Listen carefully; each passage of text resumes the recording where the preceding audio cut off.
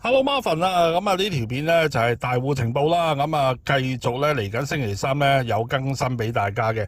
咁啊啱啱個賽日啦，咁啊大戶情報俾隻閃電小子大家啦，咁啊結果就順利勝出啦臨尾有成10倍，非常之好分頭。咁如果有啲朋友有心水嘅話，拖到隻金勝名駒嘅話咧咁啊真係不得了啦！因為咧條連贏咧都2500幾蚊咁當然啦，要中呢啲咁冷嘅 Q 咧，的而且確唔係一件容易嘅事。不過咧，我都可以咧俾一啲牽示大家啦。例如你揸住隻膽，可能有10倍過外啦，可能10零20倍啦。無論係買連贏又好啦，位置 Q 又好啦，不妨咧買一注全餐細細地當你買10蚊注啦補一補個底先。跟住咧自己有啲咩心水嗰啲馬咧咁再加注落去。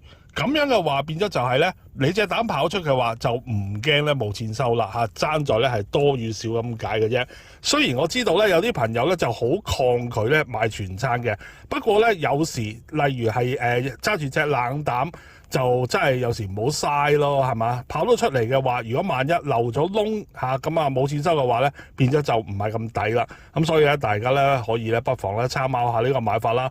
咁今次咧我老友嗰邊咧亦都咧係再揾咗隻咧即係好嘢俾大家。咁希望咧可以咧即係連升咁令到大家咧繼續有收穫啦。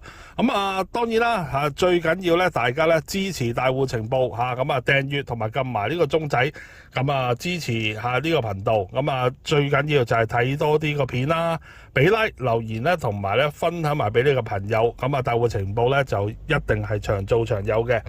今次大戶情報提供嘅馬咧，就係咧冇幾耐之前喺6月1號咧都曾經咧有比過嘅。當時啦就由沙田咧轉翻過嚟谷草嗰度跑，亦都因為當日同場嘅馬咧麻麻地咧而揀到佢嘅。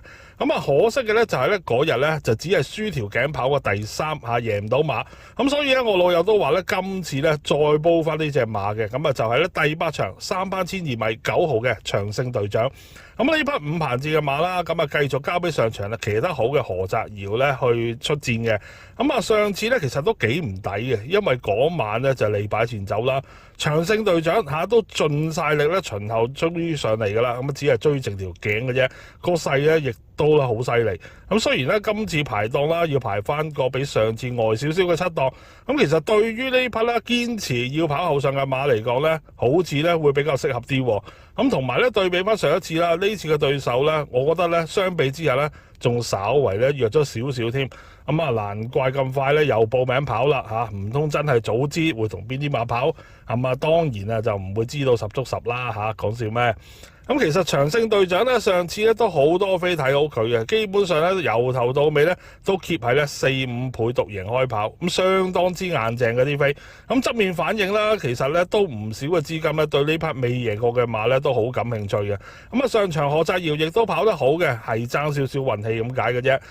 今次各項條件咧同上次差唔多啦有幸運地啦，遇上一批咧亦都唔係話太強嘅對手。我老友講咧，佢哋就好有信心保中嘅呢場咧有得搣，再買翻啲批啦，燉一燉可以保險啲。賽前操練同上次出賽前就差唔多嘅啫，係睇下隻馬跑完上次之後啦，都有用咗啲力之下，3個星期夠唔夠回復翻，或者咧可以翻幾多咁解啦。就係要搏呢一度。我自己睇法啦，長勝隊長唔算話係好叻。不過一而再，再而三咧，身處較為弱嘅組別嚟講咧，上次有買嘅，今次咧不妨咧追多次。今次大戶情報就係俾呢匹長勝隊長，就係咧第8場3班12米嘅9號馬。希望咧可以幫到大家啦，亦都預祝大家咧禮拜3嘅賽事贏多啲。